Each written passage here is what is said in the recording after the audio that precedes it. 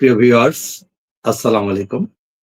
বাংলাদেশ এবং বাংলাদেশের বাহির থেকে যারা আমার এই রেকর্ডকৃত টক শো শুনছেন এবং ভবিষ্যতে শুনবেন তাদের সবাইকে সাদর সম্ভাষণ। আমি আমার টক শোতে নিয়মিত একজন বিশেষ ব্যক্তিকে আমন্ত্রণ করে থাকি। আজকেও ঠিক একইভাবে আমি আমন্ত্রণ করেছি আমাদের সহকর্মী, বাংলাদেশ সুপ্রিম কোর্টের আইনজীবী, যিনি অ্যাপিলেট ডিভিশনেও এনরোল, প্রিয় সহকর্মী তামান্না আফরিন, অ্যাডভোকেট তামান্না আফরিন, আপনাকে স্বাগত। ধন্যবাদ অ্যাডভোকেট মনির মনির হোসেন রানা ভাই। আমাদের পরিচয় খুব বেশি দিন না, তবে লার্নেট মনির ভাই উনি আইন বিষয়ে অনেক আগ্রহী। উনার এই যে মানুষকে সচেতন করার এই উদ্যোগটা আমার ভালো লেগেছে, এই জন্য আজকে উনার প্রস্তাবে আমি স্টুডিওতে আসি এবং আপনাদের সঙ্গে আমাদের আইন নিয়ে কিছু কথা বলার জন্য আমাকে আমন্ত্রণ জানানোর জন্য মনির ভাইকে অসংখ্য ধন্যবাদ। জি, আমরা আজকে আমাদের টপিকস রেখেছি মিথ্যা নারী নির্যাতন মামলায় যদি কেউ আসামি হয়ে যায় সেক্ষেত্রে তার করণীয় কি। আমরা এই বিষয়ে আলোকপাত করব, আলোচনা করব আজকের অতিথি অ্যাডভোকেট তামান্না আফরিনের সাথে। তার আগে একটি বিষয় আমি অবতারণা করতে চাই। এই যে নারী শিশু নির্যাতন দমন আইন, যেটি বাংলাদেশে 2000 সালে প্রবর্তিত হয়, আজকে 2025 সাল, অর্থাৎ প্রায় 25 বছর আমরা এই আইনটি বিভিন্নভাবে প্রয়োগ হতে দেখেছি এবং এই আইনটি বাংলাদেশে বিদ্যমান আছে। আমি প্রথমেই যেই প্রশ্নটা করতে চাই, যে এই যে আজকের আমাদের শিরোনাম যে মিথ্যা মামলায় যদি আসামি হয় তাহলে আসামির করণীয়, তার আগে আপনি একজন প্রতিষ্ঠিত আইনজীবী হিসাবে, প্র্যাকটিসিং লয়ার হিসাবে আপনার কাছে আমার প্রশ্ন যে আদৌ কি এই নারী শিশু নির্যাতন দমন আইনে পুরুষ নির্যাতিত হচ্ছে কিনা, আপনি কিভাবে বিষয়টা ব্যাখ্যা করতে পারেন? ধন্যবাদ। যুগোপযোগী একটা প্রশ্ন করেছেন আপনি। আমাদের প্রায় সোশ্যাল মিডিয়া এবং বাস্তবেও দেখি যে অনেকেই কমপ্লেন করেন পুরুষরা যে নারীদের জন্য নারী নির্যাতন আইন আছে, নারী ও শিশু নির্যাতন আইন আছে, যৌতুক নিরোধ আইন আছে, অনলি শিশু আইন আছে, অনেক কিছু আছে, বাট পুরুষদের জন্য কোনো আইন বাংলাদেশে নেই। বাস্তবে পুরুষ নির্যাতন হয় কিছু কিছু ক্ষেত্রে। পুরুষরা যেটা কমপ্লেইন করে যে তারা ফ্যামিলিতে মানসিক নির্যাতনের শিকার হচ্ছে। আপনি ভালো করে জানেন যে মানসিক নির্যাতনের জন্য কোনো আইন কিন্তু নারীর জন্য নেই, পুরুষের জন্য নেই। আর নারী নির্যাতনের জন্য যে আইনগুলো আছে বাংলাদেশে, আমি প্র্যাকটিসিং লয়ার হিসেবেই বলছি, সেখানে নারী ও শিশু নির্যাতন আইন কিংবা যৌতুক নিরোধ আইন, এগুলো আমরা বলি যে শুধু নারীদের জন্য। এটা কিন্তু একটা মিসকনসেপ্ট। কারণ এই নারী ও শিশু নির্যাতন আইনে কিন্তু পুরুষদেরকেও প্রতিকারের কথা বলা হয়েছে, এটা আমরা অনেকে জানি না বা আমাদের ওইভাবে প্রচারটা করা হয়নি। এবং যৌতুক নিরোধ আইন, সেখানেও কিন্তু যৌতুকের জন্য মেয়েরা যেমন মামলা করতে পারে, ঠিক তেমনি একজন পুরুষও কিন্তু যৌতুক নির্যাতনের মামলা করতে পারে। ইভেন আমি নিজে করেছি। একজন হাজবেন্ড ওয়াইফের বিরুদ্ধে মামলা করেছেন যে তার ওয়াইফ তাকে খুব মেন্টাল টর্চার করে এই বিভিন্ন অজুহাতে টাকা দেওয়ার জন্য। তখন কিন্তু তাকে আমরা পরামর্শ দিয়েছি যে আপনি যৌতুক নিরোধ আইনে মামলা করেন, এবং তিনি করেছেন, প্রতিকারও পেয়েছেন। সুতরাং এটা কিন্তু সঠিক নয় যে পুরুষ নির্যাতনের জন্য কোনো আইন নেই। পুরুষরা চাইলে এই আইনগুলোর মাধ্যমে প্রতিকার পেতে পারেন। ঠিক তেমনি দণ্ডবিধিতেও কিন্তু সবার জন্য কমন কিছু সেকশন আছে। 323, 326, এই যে নির্যাতনমূলক যে সেকশন গুলো, এটা কিন্তু নারী পুরুষ সবার জন্যই প্রযোজ্য। ধন্যবাদ। তার মানে আপনি বলতে চাচ্ছেন যে আসলে নারী ও শিশু নির্যাতন আইন নামের ক্ষেত্রে নারী ও শিশু নির্যাতন প্রতিরোধ আইন হলেও এটা আসলে জেন্ডার ভিত্তিক কোনো আইন নয়। অবশ্যই না। এটা জেন্ডার ভিত্তিক না, নামকরণটা করা হয়েছে বিকজ বাংলাদেশের যে আর্থসামাজিক প্রেক্ষাপট, এখানে অ্যাকচুয়ালি নারীরাই বেশি নির্যাতনের শিকার হন।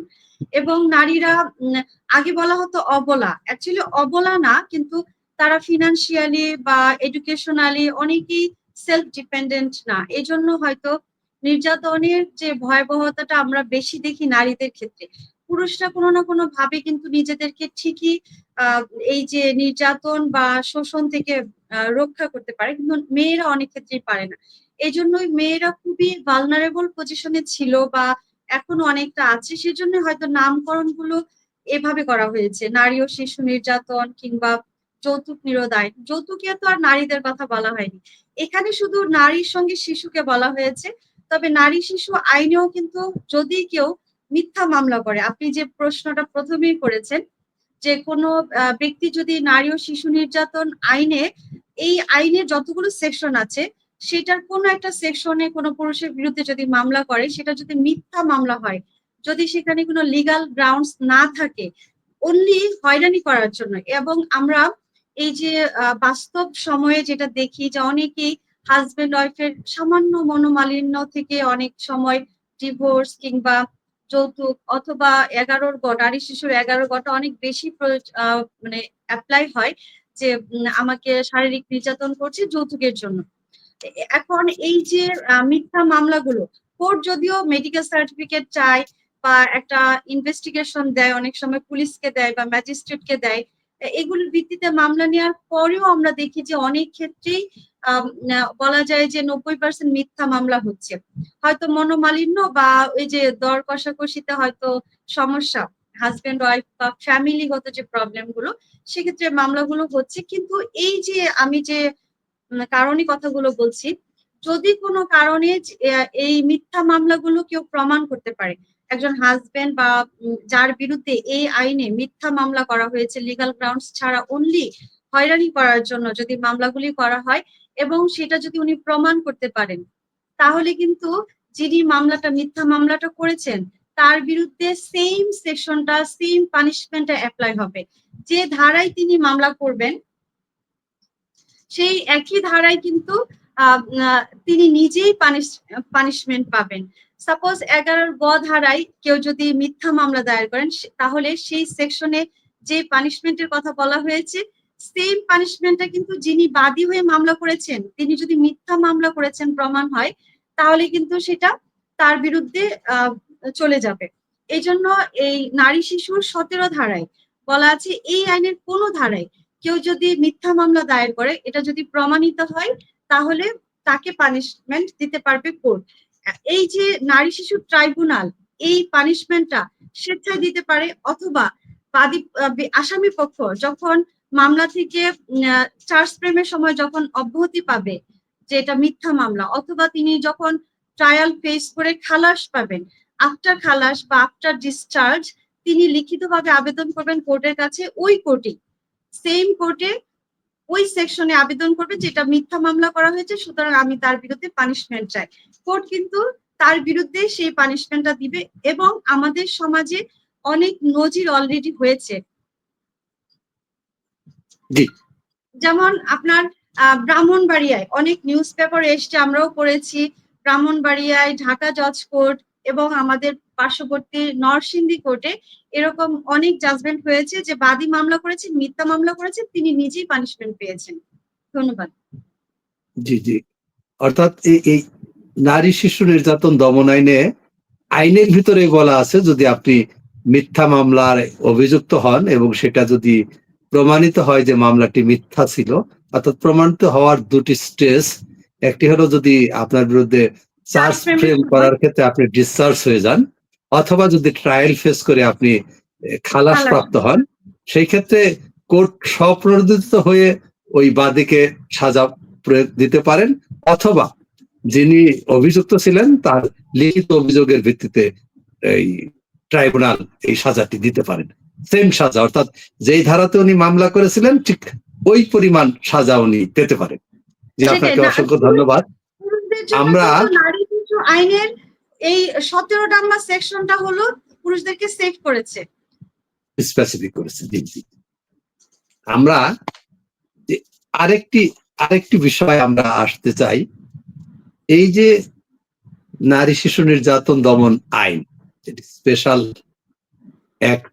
স্পেশাল আইন হিসাবে, বিশেষ স্পেশাল আইন হিসাবে এখন বাংলাদেশে বিদ্যমান আছে।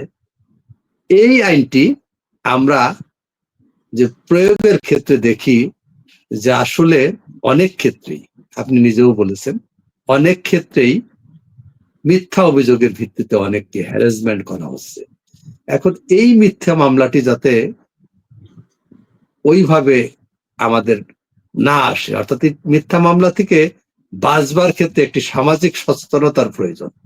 সেই ক্ষেত্রে একজন আইনজীবী হিসেবে আপনি কিভাবে বিষয়টা ব্যাখ্যা করতে চান? অর্থাৎ কোথায় আমাদের প্রচারণার অভাব, নাকি আমাদের সচেতনতার অভাব, নাকি আমাদের সোশ্যাল যে স্ট্রাকচার, এই স্ট্রাকচারের ভিতরে কোথাও গলত আছে বলে যে মিথ্যা মামলাটি বেশি হচ্ছে?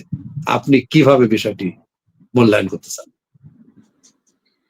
অ্যাকচুয়ালি আমি যদি বলি যে বিষয়টা আমাদের গায়ে আসে কিছুটা, এই যে মিথ্যা মামলাগুলো করে, এই মামলাগুলো কিন্তু বাদী বিবাদী সরাসরি করতে পারেন না, কোন একজন লয়ারের মাধ্যমে মামলাগুলো দায়ের করা হয়।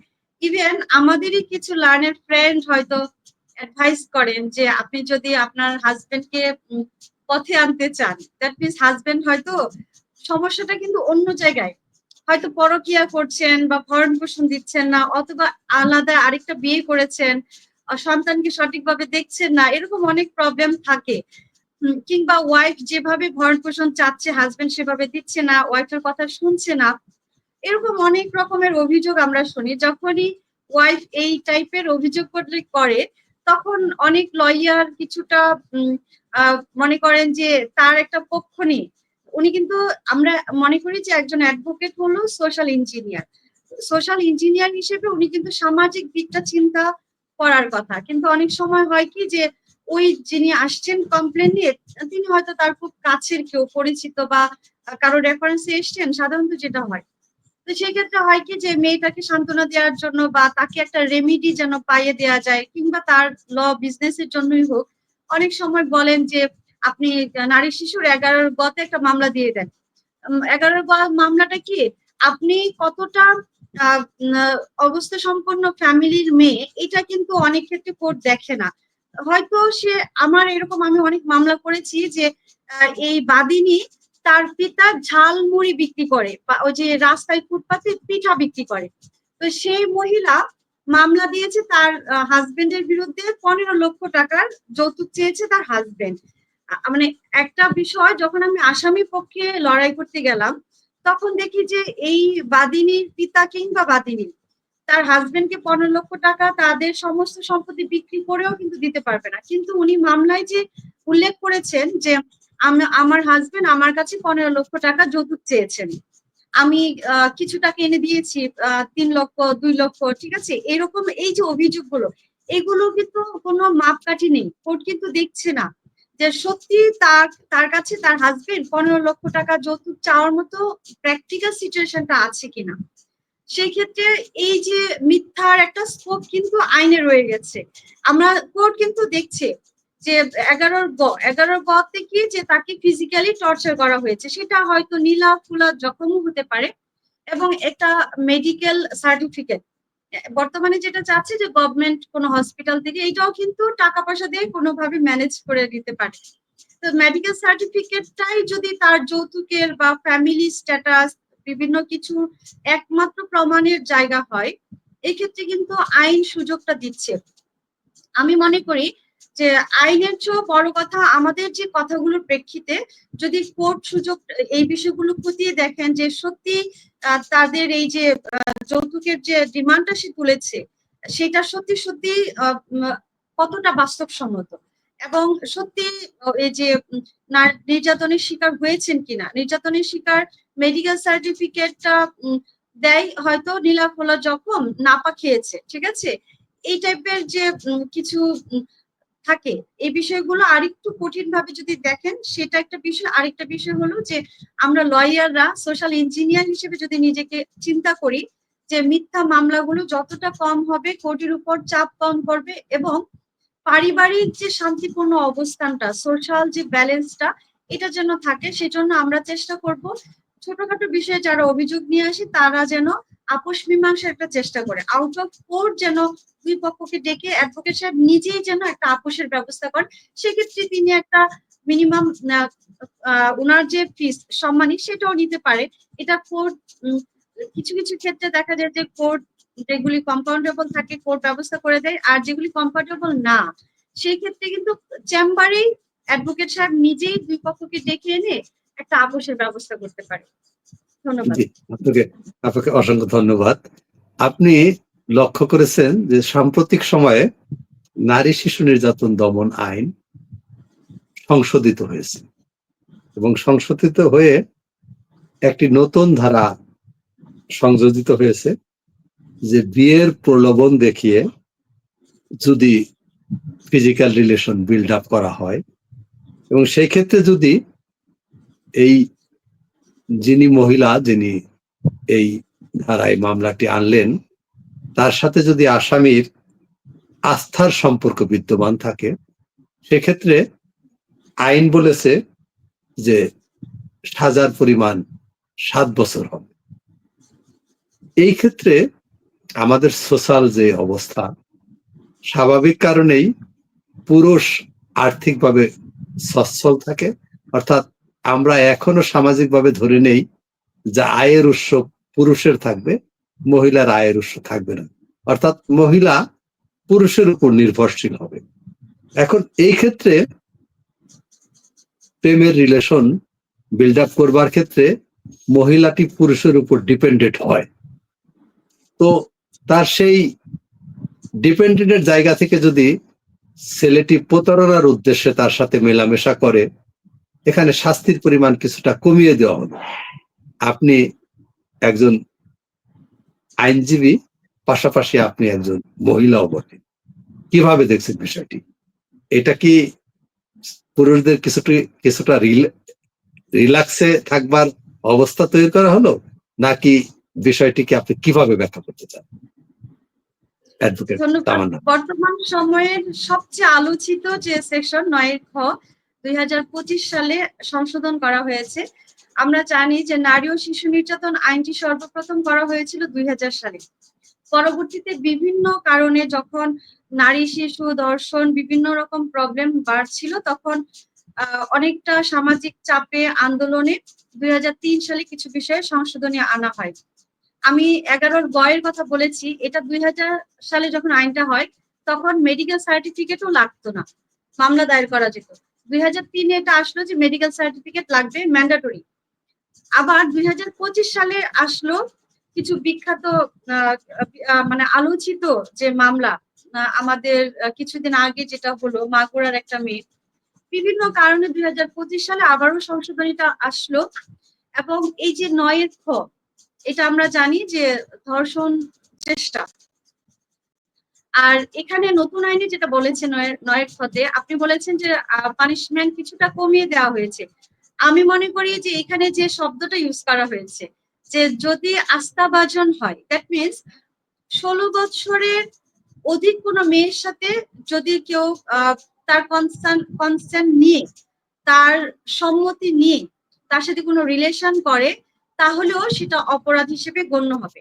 এক্ষেত্রে আমি যেটা মনে করি ইনব্যালেন্স হয়েছে, যেটা যে এখানে মেয়ের বয়সের কথা বলা হয়েছে যে 16 বছরের অধিক হলেও সেটা অফেন্স হবে, এবং পুরুষের বয়সের কথা বলা হয়নি। আর আমরা যেটা সামাজিক অবস্থায় দেখতে পাই বাস্তবতায়, সেটা অনেক ক্ষেত্রে এই যে বর্তমানে যেটা হচ্ছে সোশ্যাল মিডিয়া, গ্লোবালাইজেশন, বিভিন্ন মিডিয়ার কারণে এই school going, college going, university going ছেলে মেয়েরা বিভিন্ন রকম অ্যাফেয়ার জড়াচ্ছে। হ্যাঁ, অ্যাফেয়ার থেকে অনেকেই দেখা গেছে যে ফিজিক্যাল রিলেশনে চলে যাচ্ছে। সেই ক্ষেত্রে এই পানিশমেন্টের কথা অনলি ছেলেদের ক্ষেত্রে কেন বলা হবে? এখানে কিন্তু দুইজনই সমানভাবে অপরাধী। যদি কনসার্ন নিয়েই করে তাহলে তো দুইজনই সমান অপরাধী, এক্ষেত্রে তো পানিশমেন্ট রাখাটাই ঠিক হয়নি। তারপর আমি অবশ্যই মেয়ে হিসেবে যেটা মনে করি যে এই ক্ষেত্রে অপরাধটা দুজনেরই সমান। আমি শুধু মেয়ে না, আমি একজন সামাজিক ভাবে যদি চিন্তা করি, আমি কারো বোন, কারো ওয়াইফ, কারো মা, আমার সন্তান এমন বিপদে পড়তে পারে, আমার ভাই এরকম কোনো প্রবলেমে পড়তে পারে, তখন আমার অবস্থানটা কি হবে?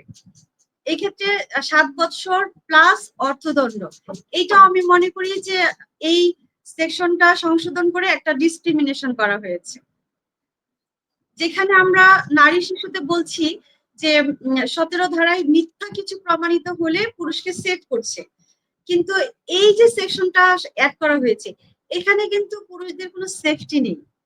এখানে বলছে আপনি তার সম্মতি নিয়েও যদি করেন তাও আপনাকে অফেন্স হিসেবে এটা কাউন্ট করা হবে। আমরা কিন্তু হাইকোর্টে অনেক ক্ষেত্রে যদি কোর্টকে দেখাতে পেরেছি যে এখানে একটা অ্যাফেয়ার ছিল, সেই ক্ষেত্রে এটা রেপ হবে না, তখন কিন্তু কোর্ট জামিন দিয়েছে। এবং আমি কিছুদিন আগে একটা যাবজ্জীবনের দণ্ডপ্রাপ্ত আসামিকে জামিন করিয়েছি। কেন? এই ক্ষেত্রে এই যে ভিকটিমের বয়স ছিল 7 বছর, এই শুধুমাত্র ভিকটিমের বয়স 7 বছর দেখে লোয়ার কোর্ট তাকে লাইফ কনভিকশন দিয়ে দিল। আমি হাইকোর্টকে যেটা দেখিয়েছি যে এই ভিকটিমের বয়স ছিল 7, কিন্তু যে অপরাধটা করেছে অ্যাকিউজ যে, তার বয়স ওই সময়ে ছিল অনলি 17 ইয়ার্স। একজন 7, একজন 17 বছর। তো এখানে ছেলেটাও কিন্তু মাইনর, মেয়েটাও মাইনর। মাইনর থাকার পরেও তাকে নারী শিশু আইনে যাবজ্জীবন কারাদণ্ড দেওয়া হয়েছে। এটা যখন কোর্টকে আমি দেখালাম, কোর্ট বললো যে ঠিক আছে আপনি রুল হিয়ারিং করেন, আমি ওখানে পানিশমেন্ট কমিয়ে দিব।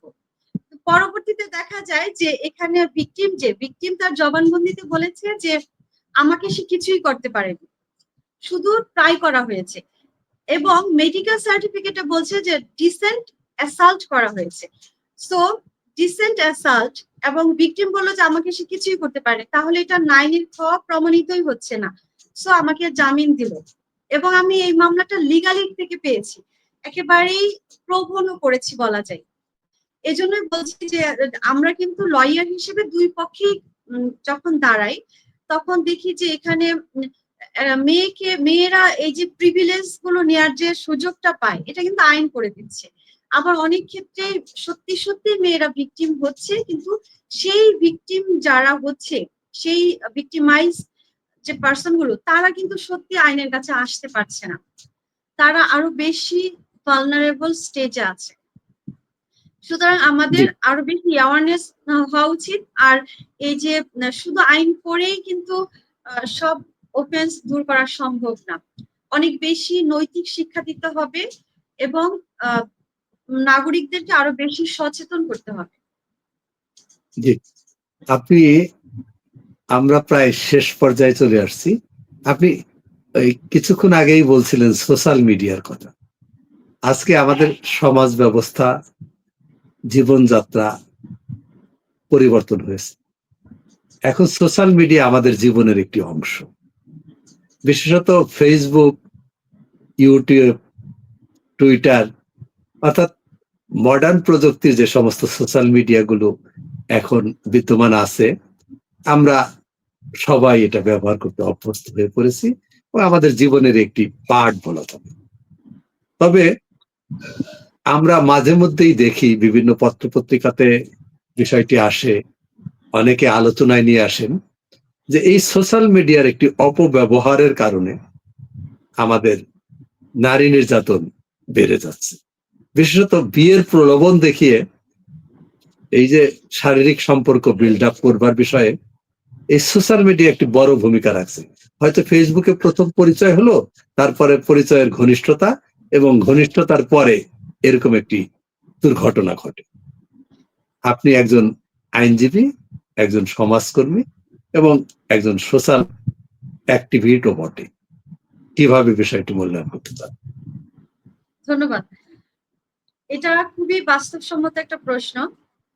আমাদের যারা প্রেমে পড়ে, আপনি যেটা বলেছেন, টিনেজ ছেলেমেয়েরা অনেক বেশি প্রেমে পড়ে, কিংবা তাদেরকে মাইন্ড ডাইভার্ট করাটা সহজ।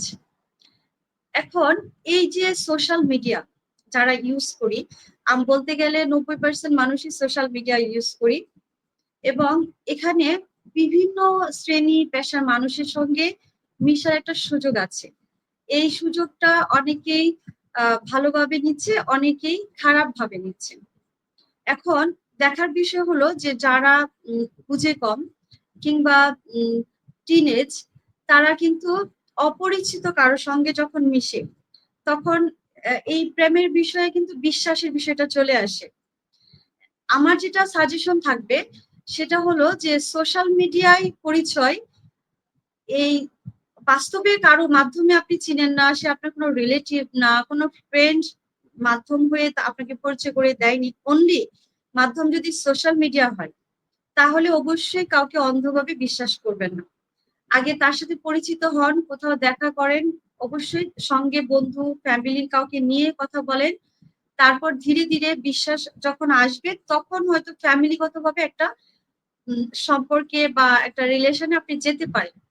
কিন্তু শুধুমাত্র সোশ্যাল মিডিয়ায় 3 দিন পরিচয়, চতুর্থ দিন আপনি ডেটে চলে গেলেন, এটা কিন্তু বিপদটা আপনি নিজেই ডেকে আনছেন।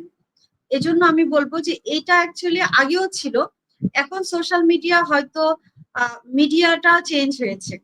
আগেও ছিল হয়তো কোনো বান্ধবীর মাধ্যমে পরিচয় কিংবা রাস্তায় পরিচয়, বাসে পরিচয়, এরকম অনেক ঘটনা আমরা শুনেছি। আর এখন সোশ্যাল মিডিয়াটা অনেক বেশি ইউজ হয়, সেজন্য হয়তো এই মাধ্যমে একটা ফাঁদ পেতে কেউ বসে থাকে, আপনি সেই ফাঁদে পা দিবেন না। আপনাকে অবশ্যই সচেতন হতে হবে। আর নারী নির্যাতন এই সোশ্যাল মিডিয়ার কারণে বেড়েছে আমি এটা মনে করি না, বরং না, সোশ্যাল মিডিয়া থাকার কারণে অনেকেই হয়তো তার সঙ্গে যে অন্যায়টা হচ্ছে, নির্যাতন হচ্ছে, সেটা হয়তো সোশ্যাল মিডিয়ায় প্রকাশ করতে পারছেন। তবে হ্যাঁ, কিছু কিছু ক্ষেত্রে দেখা গিয়েছে সোশ্যাল মিডিয়ায় যারা আসক্ত কিংবা অনেক অতিরিক্ত ইউজ করেন, তারা দেখা গেছে যে এই প্ল্যাটফর্মে হয়তো সুযোগ আছে একাধিক কারোর সঙ্গে রিলেশন করার, পরকীয়া করার, অথবা আপনার এই সোশ্যাল মিডিয়াকে মিসইউজ করে আহ, অনেকের সঙ্গে একাধিক যে প্রেমের সম্পর্ক করা, অনৈতিক বিষয়গুলো পুরাটাই কিন্তু আসে যে আপনি কতটা ইউজ করছেন, কতটা মিস ইউজ করছেন।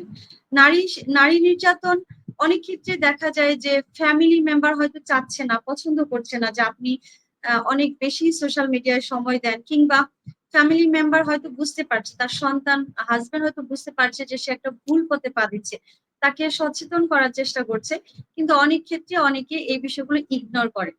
সেই ক্ষেত্রে হয়তো তাকে যে আহ, ফিরিয়ে আনার চেষ্টা, এটাকে অনেকে নির্যাতনের কথা বলছে।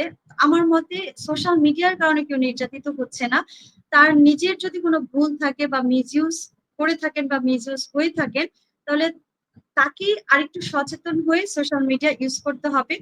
কেননা সোশ্যাল মিডিয়াটা অনেক বড় একটা জায়গা, এখানে কিন্তু সমাজের সকল শ্রেণীর মানুষ বসবাস করে। এটাকে আগে ভালো করে জেনে বুঝে তারপরে নিজের জায়গাটা তৈরি করে নিতে হবে। জি, ধন্যবাদ। অসংখ্য ধন্যবাদ অ্যাডভোকেট তামান্না আফরিন। আমরা কথা বললাম নারী নির্যাতন নিয়ে। আমরা যে শিরোনামটি করেছিলাম যে মিথ্যা নারী নির্যাতন মামলায় আসামি হলে তার রেমেডি পাওয়ার কি ব্যবস্থা আছে? আপনার কাছে আমার শেষ প্রশ্ন। আমি এই প্রশ্নের উত্তর অলরেডি দিয়েছি, তারপরেও বলছি যে মিথ্যা নারী নির্যাতনের মামলায়, দ্যাট মিনস নারী ও শিশু আইন 2000 সাল যে আইনটা করা হয়েছে, ওই আইনে 17 ধারায় বলেছে, মানে মিথ্যা মামলার যে সেফ গার্ডটা রাখা হয়েছে, মিথ্যা মামলা কেউ যদি করে তাহলে ওই আমি সেকশনেই কিন্তু আমি বছর আমি একটা আপনাকে একটু এছাড়াও একটু একটু ইন্টারাপ্ট করতে চাইছি। আমি ঠিক ট্রায়াল ফেস করবার পর আমার যে করণীয় সেই বিষয় নয়, আমি একজন আইনজীবী হিসাবে আপনাকে এই প্রশ্নটা করতে চাই যে ধরুন কোনো কারণে আমি মিথ্যা নারী নির্যাতন মামলায় আসামি হয়ে গেলাম, প্রাথমিক অবস্থাতে আমাকে কি করতে হবে, আমার করণীয় কি? ও শিওর, থ্যাংক ইউ। অ্যাকচুয়ালি আদালতে যখন মামলাটা ফাইল হয় তখন কিন্তু সেটা মিথ্যা নাকি সত্যি এটা বুঝার বা এই যে যাচাই বাছাইটা কিন্তু ট্রায়ালে হয়। প্রাইমারি অবস্থায় কিন্তু মামলাটা কোর্ট যখন অ্যাকসেপ্ট করে, কোর্ট দুই ভাবে মামলাটা নেয়। প্রথমত হলো থানায় কেউ মামলা করে, সেটা কোর্টে আসে, অনেক সময় কোর্টে করে, কোর্ট থানাকে ইনভেস্টিগেশনের জন্য দেয়, তারপরে কোর্ট মামলাটা অ্যাকসেপ্ট করে। তো এই যে প্রাথমিক যে একটা যাচাই বাছাই হয়, এটার পরে যখন আপনি অভিযুক্ত হয়ে যাচ্ছেন, মিথ্যা মামলা হোক বা সত্যি হোক, তখন কিন্তু আপনাকে প্রথমেই যে কাজটা করতে হবে, একজন ভালো আইনজীবীর সাথে পরামর্শ করতে হবে এবং আপনাকে কোর্টে যেয়ে জামিন নিতে হবে। জামিন নেওয়ার পর আপনি ওই স্টেজটা পর্যন্ত অপেক্ষা করবেন। এটা হলো আমার সাজেশন যে আপনি এই যে চার্জ ফ্রেমের একটা স্টেজ আছে আমরা জানি, যখনই আসামি সারেন্ডার করবে তখনই কোর্ট কিন্তু চার্জ ফ্রেমের পর্যায়ে চলে যাবে। চার্জ ফ্রেমের সময় আপনি আপনি যে নির্দোষ, মামলাটা যে মিথ্যা, বানোয়াট, উদ্দেশ্য প্রণোদিত, আপনাকে হয়রানি করার জন্য করা হয়েছে, কি কি কারণ আছে সমস্ত কারণগুলো, প্রমাণগুলো আপনি সংগ্রহ করে আদালতের কাছে পেশ করেন এবং আদালত যদি মনে করে যে আপনার পক্ষে উপস্থাপিত সমস্ত প্রমাণ সঠিক আছে, তাহলে কিন্তু আদালত আপনাকে ডিসচার্জ করবে। দ্যাট মিনস আপনার বিরুদ্ধে চার্জ ফ্রেম হবে না, মামলাটা আমলেই যাবে না। যদি ওই পর্যায়ে আপনি নিজেকে নির্দোষ প্রমাণিত করতে না পারেন, তাহলে আপনার দ্বিতীয় একটা সুযোগ আছে। সেটা হলো আপনি হাইকোর্টে চলে আসবেন সরাসরি। আপনি হাইকোর্টে যখন জামিন নিয়ে নিবেন এবং ডিসচার্জ পিটিশন হিয়ারিং করার পরেও আপনি যখন ডিসচার্জ হবেন না, আপনার বিরুদ্ধে চার্জ ফ্রেম হয়ে যাবে, ওই পর্যায়ে আপনি হাইকোর্টে 561 এর এ তে আসতে পারবেন মামলাটা কোয়াশ করার জন্য। কোনো মিথ্যা ভিত্তিহীন মামলা কোয়াশ করার জন্য হাইকোর্ট 561 এর এ তে আপনার মামলাটা শুনবে। শোনার পর এখানে যদি আপনি প্রমাণ করতে পারেন যে সত্যি আপনার বিরুদ্ধে এই মামলাটা হওয়ার যৌক্তিক কোনো আইনগত ভিত্তি নেই, তখন কিন্তু কোর্ট একটা রুল ইস্যু করবে এবং লোয়ার কোর্টের মামলার যে প্রসিডিংসটা সেটা স্টে রাখবে।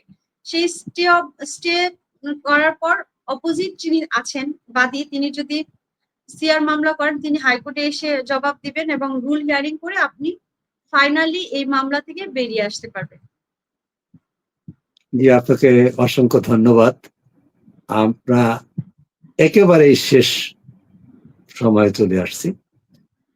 আপনার কাছে আমার সর্বশেষ প্রশ্ন, আমাদের তরুণ প্রজন্ম যারা টিনেজার, তাদের প্রতি আপনি একজন পেশাদার আইনজীবী হিসাবে, একজন সোশ্যাল অ্যাক্টিভিটরস হিসাবে এবং একজন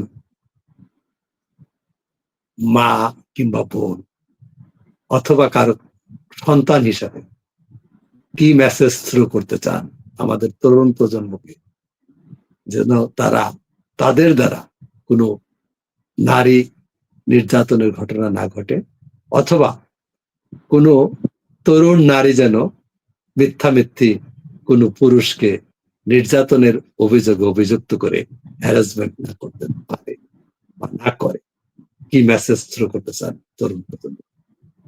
অ্যাডভোকেট তামান্না আফরিন। ধন্যবাদ। আমি আসলে সচেতন করার চেষ্টা করি নিজেও পার্সোনালি। আমার আইডি থেকে অনেকেই আইনে কি বলেছে কিংবা কি করতে পারে কথাগুলো বলি। আজকে আপনার মাধ্যমেও বলছি, এই যে আমাদের 64টা জেলায় আমি দেখেছি 60% এর বেশি মামলা হয় নারী ও শিশু নির্যাতনের মামলা। এবং আমি আগেও বলেছি যে এই মামলার 90%ই মিথ্যা মামলা।